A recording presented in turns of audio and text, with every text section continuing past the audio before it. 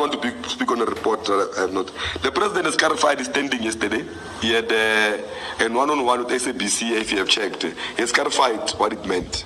And I think also in my explanation I've clarified it, that there's no way that the TA can be better than the ANC. He knows it. There's no way. I think he was taken out of context. He has explained it when he was explaining here. The TA can't be better than the ANC, even if they want to. Everywhere where they've tried, they can't, because we service the whole country. The DA only services a small minority. We service the whole country. Now it's like comparing apartheid and democracy, when the National Party only services 10% of people. Tina, the ANC services all South Africans. Now, in fact, the resources we're putting in place is more than what the apartheid government was putting in place. Now, you can't compare bananas and apples. It's impossible. It's impractical. It can't be done. I know that. I'm sure that the president also regrets mentioning the tea in that platform, because he was seriously under attack, and I saw the opportunism of TA and Helen Zille making more TA clothes, and I don't know what that, being a president is difficult sometimes, because you sometimes say things, then you get in trouble. I always get in trouble myself of saying things. Now it happens, but it's part of the responsibility he occupies. He must take the bullets on behalf of the party. What we're saying to you now today is that we are at the first line of defense. Anyone wants to attack the ANC, who are the first one who wants to defend the ANC, whether internally or externally.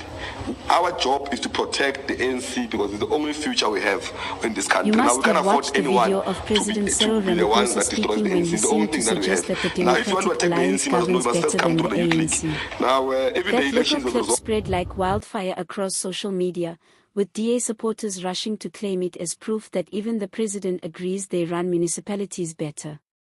But now the ANC Youth League has jumped in, defending Ramaphosa, insisting his comments were taken out of context. According to them, the president was not saying the DA is better than the ANC. Instead, they argue that the media and opposition twisted his words for cheap political mileage. And here's the punchline: the Youth League says the DA could never be better than the ANC, no matter how it is dressed up. So, let's unpack this controversy, because it is not just about a single sentence in a speech. It goes to the heart of the ANC's identity, its pride, its insecurities, and the delicate dance it must perform in a government of national unity where the DA is now sitting at the same table. The first thing to note is that Ramaphosa was speaking in one of those broad political settings where leaders try to sound statesmanlike. He was acknowledging that some municipalities outside ANC control seem to provide services more effectively than others. That line was immediately seized on by DA figures, who rushed to tell South Africans, look, the president himself says we deliver better. And in fairness, it is not unusual to hear South Africans, regardless of party loyalty, admit that DA-run cities sometimes have cleaner streets, more consistent electricity supply, or better managed finances. But here is where the ANC Youth League draws the line. The ANCYL has reminded the public that governing is not just about clean roads and a few working streetlights. For them, it is about history, ideology, and the legacy of liberation. They argue that the ANC brought freedom, democracy, and equality to South Africa, and no opposition party can ever be said to govern better than the organization that ended apartheid. This is a very deliberate framing. They are saying, yes, maybe the DA fixes potholes a bit quicker, but the ANC built the nation, wrote the constitution, and transformed society. Therefore, in the grand scheme of things, the DA cannot be better. But is that argument still persuasive in 2025? That is the real question. Because if you speak to ordinary residents in Johannesburg, Tshwane, or Nelson Mandela Bay, many will tell you that they do not care who fought in the struggle, they just want water running from their taps, working traffic lights, and safety in their neighborhoods. The Youth League may be defending the president, but in doing so, they expose the ANC's ongoing struggle with service delivery performance. What makes this moment more interesting is the coalition politics at play. The ANC is now in a government of national unity with several parties, including the DA. That means Ramaphosa cannot completely dismiss the DA's governance record. At the same time, he cannot praise them too loudly, because the ANC's rank and file would see it as betrayal. It is like being in a group project where you have to say something nice about your partner's contribution, even if deep down you think your work is the real backbone of the assignment. And the Youth League, always the fiery younger sibling of the ANC, is not about to let the DA bask in glory. They accuse the opposition of opportunism, pointing out that Ramaphosa's comments were not meant as a comparison but as a call for improvement across all municipalities.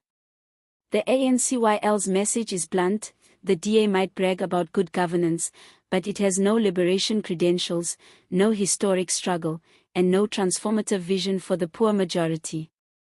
Therefore, in their eyes, it cannot claim superiority. Of course, the DA has responded with laughter, saying the ANC is embarrassed because the president simply spoke the truth. And you cannot deny that this has been good publicity for them. Every time this clip is replayed, it makes the DA look like the adult in the room and the ANC like the insecure partner. In politics, perception often matters more than intention.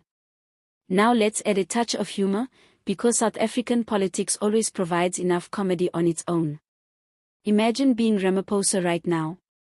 You make one passing remark, probably thinking no one will even notice, and suddenly your youth league is out here with a public statement, twisting themselves into knots to defend you.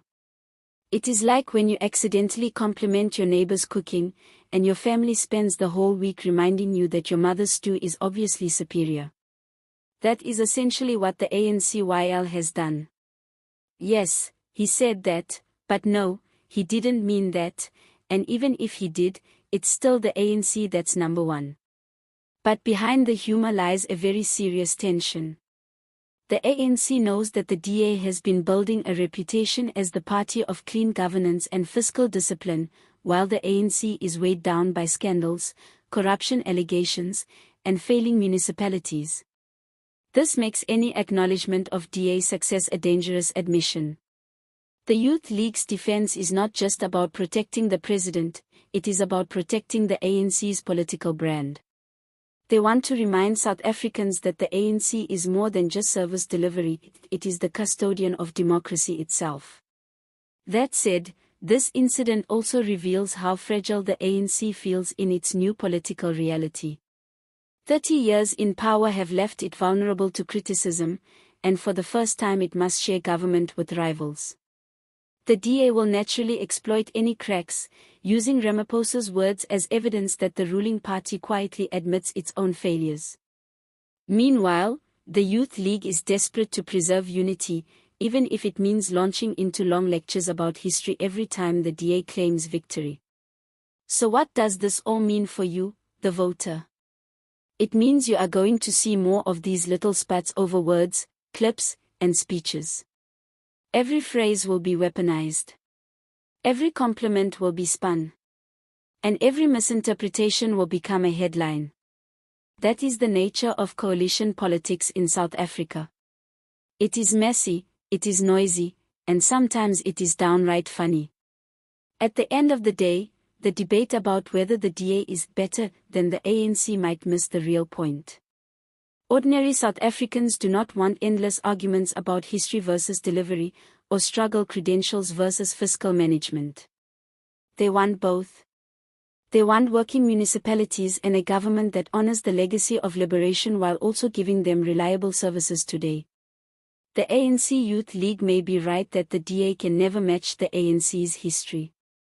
But the DA may also be right that the ANC struggles to match its governance efficiency in some towns.